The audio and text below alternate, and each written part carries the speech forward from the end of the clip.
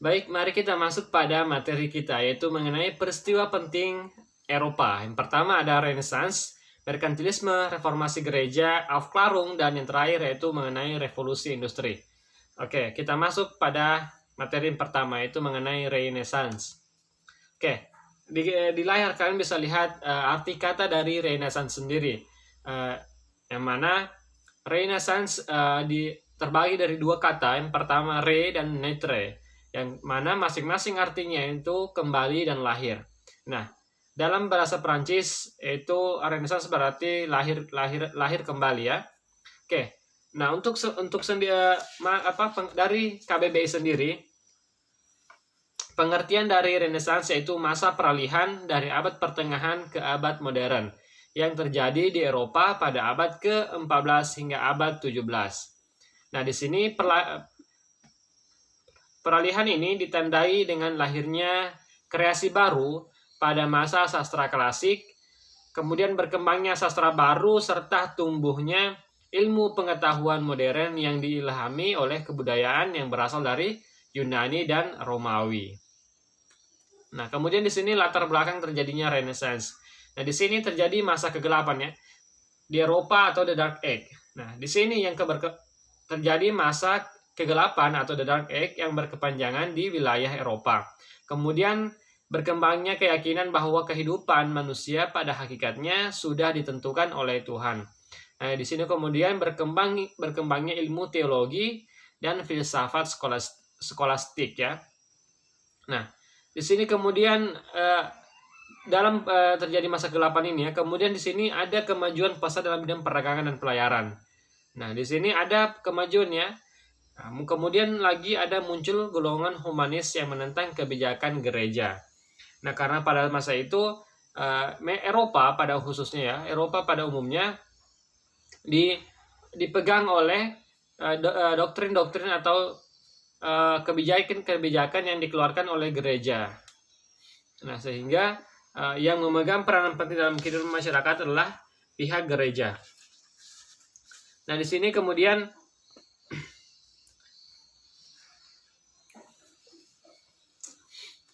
kita masuk pada perkembangan Renaissance sendiri ya.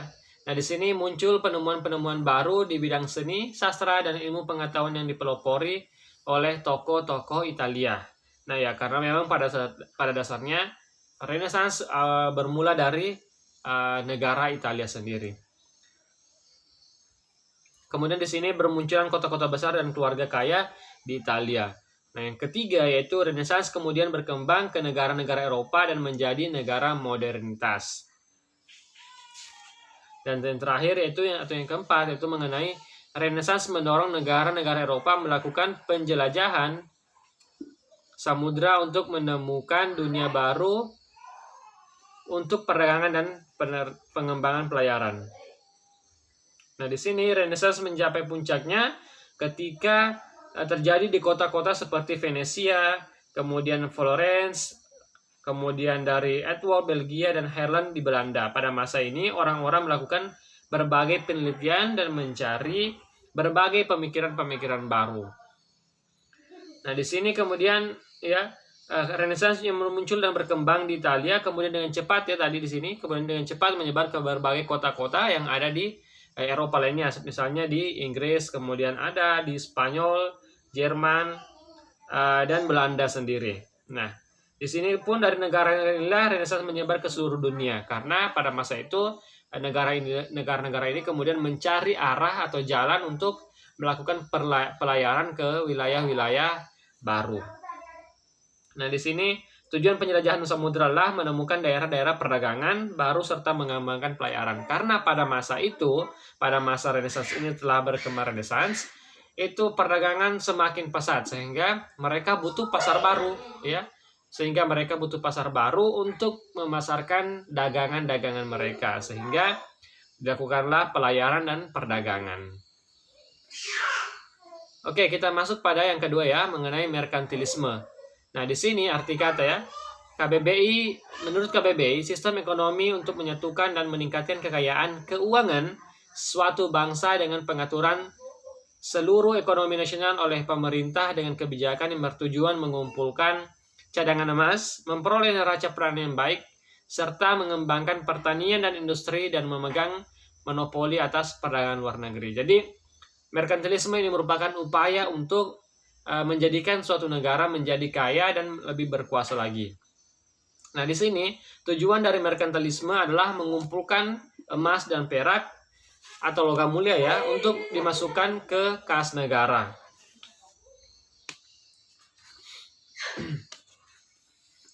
Nah, di sini kemudian logam mulia merupakan standar kekayaan suatu negara.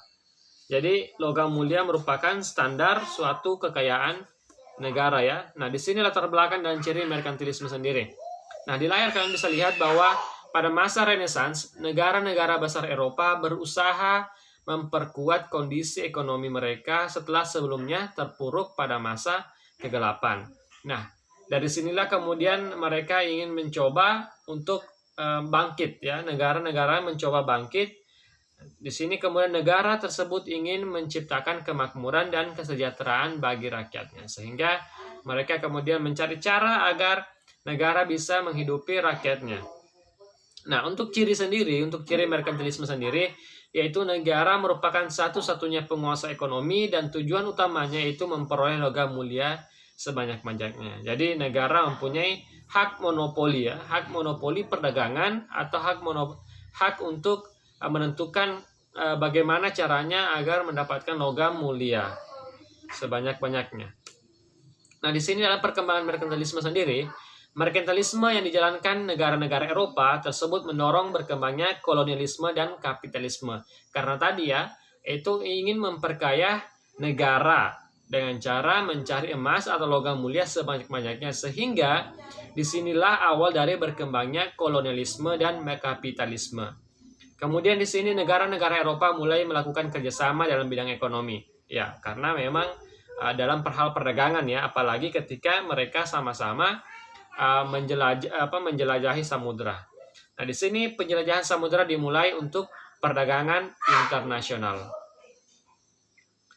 Kemudian yang keempat yaitu penemuan daerah-daerah yang berguna sebagai daerah pemasaran barang produksi mereka. Nah, daerah-daerah yang dimaksudlah daerah-daerah jajahan tadi, karena sudah ditemukan misalnya orang-orang Eropa yang berlayar ke wilayah Afrika. Nah, di sini wilayah Afrika kemudian dijadikan sebagai daerah kolonialisme dan kapitalisme, serta dijadikan sebagai tempat untuk memasarkan barang-barang dagangan mereka. Itu ya perkembangan merkantilisme. Nah, pelaksanaan merkantilisme di berbagai negara Eropa. Pertama, di Prancis, merkantilisme di Prancis disebut sebagai colbertisme yang menitik beratkan pada perkembangan industri dalam negeri daripada perdagangan internasional. Nah, di sini Prancis itu lebih memilih bagaimana caranya memperkaya bangsa, kemudian mendirikan atau mengembangkan industri-industri dalam negeri mereka. Nah ya, daripada perdagangan internasional, mereka lebih memilih untuk mengembangkan industri dalam negeri mereka. Kemudian untuk Inggris sendiri, mendirikan organisasi dagang East India Company atau Age, kemudian menaikkan pajak untuk melakukan kegiatan pelayaran. Nah, ini nanti cikal bakal Age ini akan menjadi lawan berat dari VOC sendiri. Nah, kemudian yang ketiga itu Jerman ya, disebut kameralisme atau kas raja, mewajibkan rakyat membayar pajak setinggi-tingginya. Berbeda dengan Inggris dan Prancis yang menyatakan bahwa mereka melakukan, Prancis tadi perkembangan industri dan kemudian Inggris yaitu mendirikan konstitusi dagang. Nah, untuk Jerman sendiri yaitu mereka melakukan pembayaran pajak setinggi-tingginya kepada rakyatnya. Dan terakhir yaitu Belanda itu menekankan pada monopoli perdagangan, mendirikan perusahaan dagang French East Indies Company atau VOC dan West Indies Company. Nah, dalam perkembangannya nanti VOC merupakan kongsi dagang sampai saat ini merupakan terkaya di dunia ya, perusahaan terkaya di dunia. Namun sayangnya VOC kemudian dibubarkan ya ketika mengalami kebangkrutan. Nah, VOC ini oleh Belanda diberikan hak oktroy atau hak khusus, yaitu yang pertama mempunyai tentara sendiri, kemudian hak monopoli perdagangan di wilayah jajahannya, dan beberapa hak-hak istimewa lainnya yang diberikan oleh Belanda kepada VOC sendiri. Oke, baik, mari kita masuk kepada materi yang ketiga, yaitu reformasi gereja. Nah, di sini reformasi gereja dapat dimaknai sebagai pembaruan dalam kehidupan gereja. Nah, karena sebelumnya memang kehidupan gereja atau kehidupan masyarakat itu dipegang penuh oleh pihak gereja ya. Kemudian yang kedua terjadi sebagai upaya untuk memperbaiki tatanan kehidupan masyarakat. Nah, di sini latar belakang terjadinya reformasi gereja ada 5. Yang pertama itu perkembangan pemikiran pada masa Renaissance tadi, menyebabkan beberapa orang mempertanyakan kemurnian ajaran yang disampaikan oleh pihak gereja. Kemudian ada yang kedua itu adanya penyimpangan yang dilakukan oleh gereja Katolik. Misalnya penjualan akhlak atau surat pengampunan dosa. Ya, jadi pada masa itu banyak sekali akhlak atau surat pengampunan dosa yang dijual oleh pihak-pihak gereja untuk memperkaya diri mereka atau untuk mendukung perangnya, karena ketika itu banyak sekali masyarakat yang tidak ingin terlibat dalam peperangan. Namun karena pihak gereja membutuhkan dukungan sehingga dimunculkanlah ide untuk menjual surat pengampunan ini. Kemudian yang ketiga itu adanya perkembangan paham humanis, ya. Kemudian yang keempat, Paus mempunyai kekuasaan besar yaitu sebagai pemimpin agama dan kepala negara. Nah, ini merupakan salah satu aspek yang melatar belakangi terjadinya reformasi gereja. Kemudian yang terakhir, yang kelima dan paling krusial adalah Martin Luther sebagai tokoh utama dari reformasi gereja mengkritik peranan gereja dan kemudian dianggap menentang ajaran gereja. Nah, di sini ketika Martin Luther memprotes peranan-peranan gereja atau kebijakan-kebijakan gereja, namun ketika itu Martin Luther kemudian dianggap sebagai pengkhianat atau melakukan penyimpangan dan menentang ajaran-ajaran gereja. Nah, ini dilaksanakan oleh pada tahun 1520 ya. Bayangkan, tahun 1520 ketika Renaissance sudah mulai berkembang. Nah, di sini ada perkembangan reformasi gereja. Nah, tindakan Martin Luther kemudian mendapat dukungan dari berbagai negara, serta mendapat dukungan dan perlindungan dari Raja Frederick dan dari Saksonia atau negara Prusia saat ini. Nah, akhirnya Martin Luther dibawa ke kota Wartburg, Jerman dan mendirikan gereja serta menerjemahkan Alkitab ke dalam bahasa Jerman. Nah, negara-negara tadi yang mendukung Martin Luther yaitu ada Jerman dan Swiss ya. Kemudian ada nanti Prusia saat ini.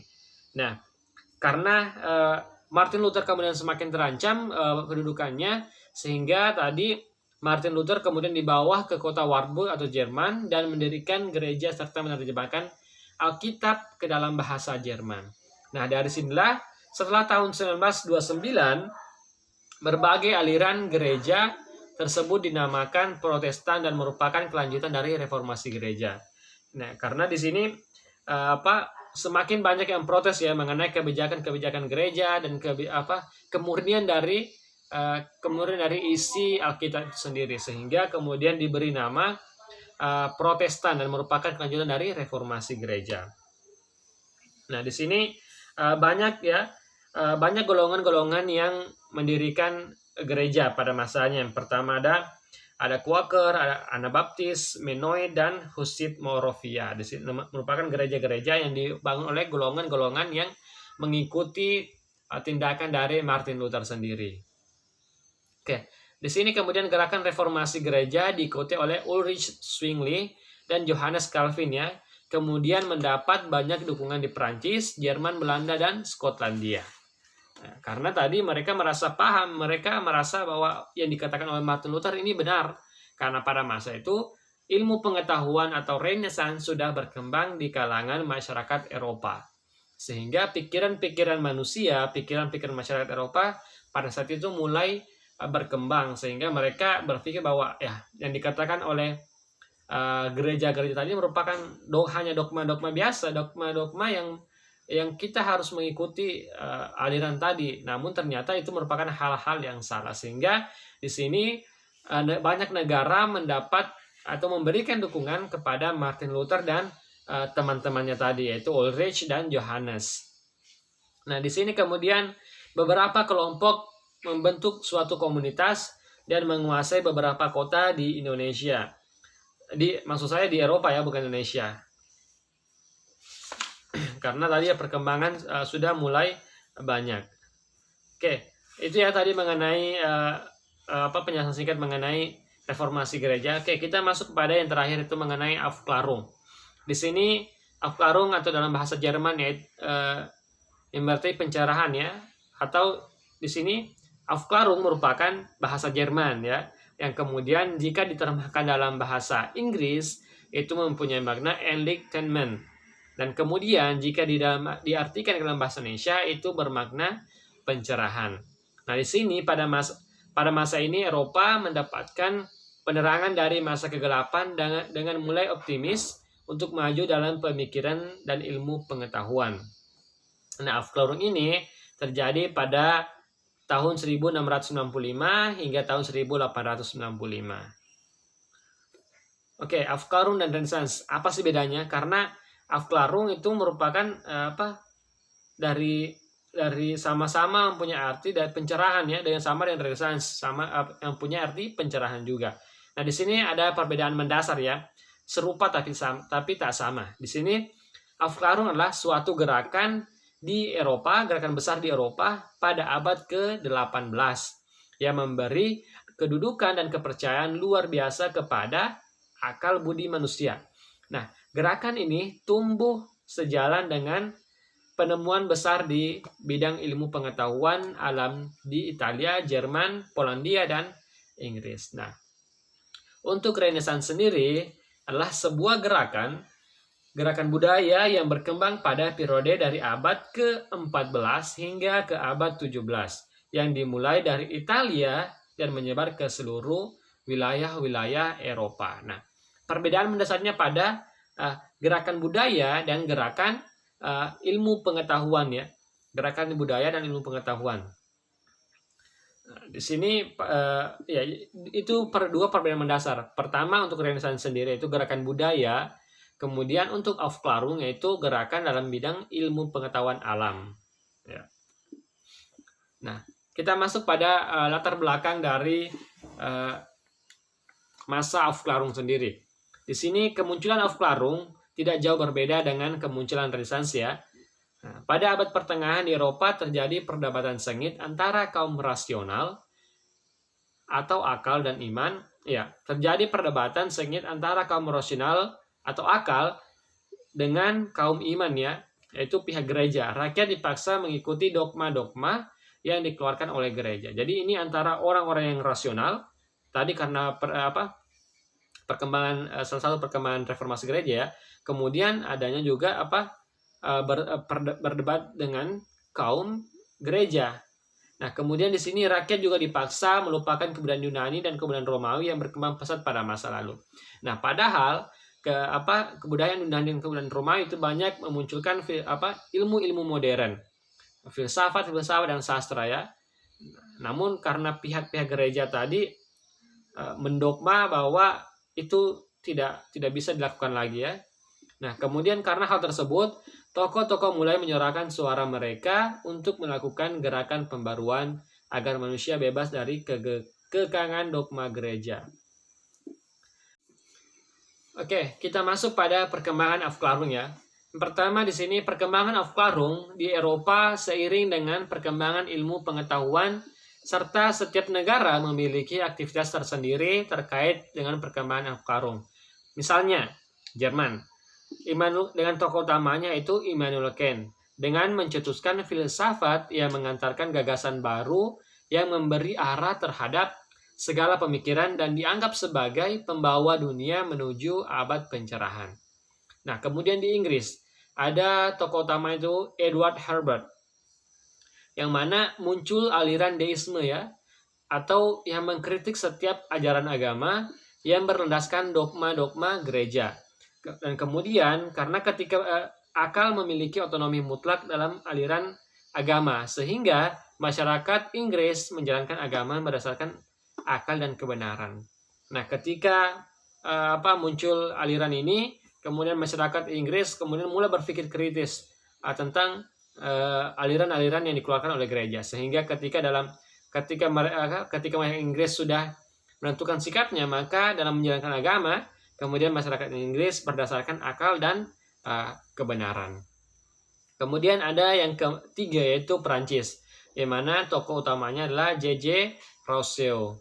Nah, di sini dia menganggap bahwa pembaruan tidak hanya dalam bidang agama, tetapi juga dalam bidang ilmu pengetahuan dan kebudayaan. Nah, di sini Rousseau beranggapan bahwa pendidikan merupakan kunci penting, paling penting untuk membentuk kepribadian manusia. Jadi bukan pengetahuan dan kebudayaan dan juga bukan agama, tetapi pendidikan. Ya. Oke, kemudian kita berlanjut kepada materi selanjutnya, revolusi industri ya, materi terakhir. Nah, di sini revolusi industri dalam KBBI bisa diartikan sebagai perubahan radikal dalam usaha mencapai produksi dengan menggunakan mesin-mesin, baik untuk tenaga penggerak maupun untuk proses produksi. Nah, kemudian pada awalnya kegiatan industri dilakukan secara manual ya, atau dikerjakan dengan tangan. Akan tetapi dengan adanya revolusi industri, kemudian kegiatan produksi dilakukan menggunakan mesin. Nah, di layar kalian bisa lihat ya mengenai latar belakang terjadinya revolusi industri. Nah, di sini yang pertama itu terjadi dari tahun 1790 hingga tahun 1850. Jadi sekitar 100 tahun. Ya. Kemudian yang kedua adanya revolusi industri Eropa diawali dengan revolusi industri yang ada di Inggris pada abad ke-18 dan kemudian menyebar ke berbagai negara-negara yang ada di Eropa. Jadi awal mula revolusi industri yang terjadi di Eropa yaitu terjadi didahului terjadi di Inggris. Nah, di sini ada dua hal yang mendasar jadi faktor utama terjadinya revolusi industri di Inggris. Jadi ketika kita berbicara latar belakang terjadinya revolusi industri di Eropa, maka juga kita akan berbicara mengenai revolusi industri yang ada di Inggris karena merupakan cikal bakal dari terjadinya revolusi industri di dunia atau di Eropa. Yang pertama ada dua faktor. Yang pertama faktor ekstern, yang mana perkembangan ilmu pengetahuan dan pembentukan lembaga-lembaga riset seperti The Royal Society for Improving National Knowledge. Nah, di sini karena tadi perkembangan ilmu pengetahuan akibat dari pertama Renaissance, kemudian reformasi gereja, kemudian ada Aufklärung, dan kemudian terakhir ada tadi yang keempat ini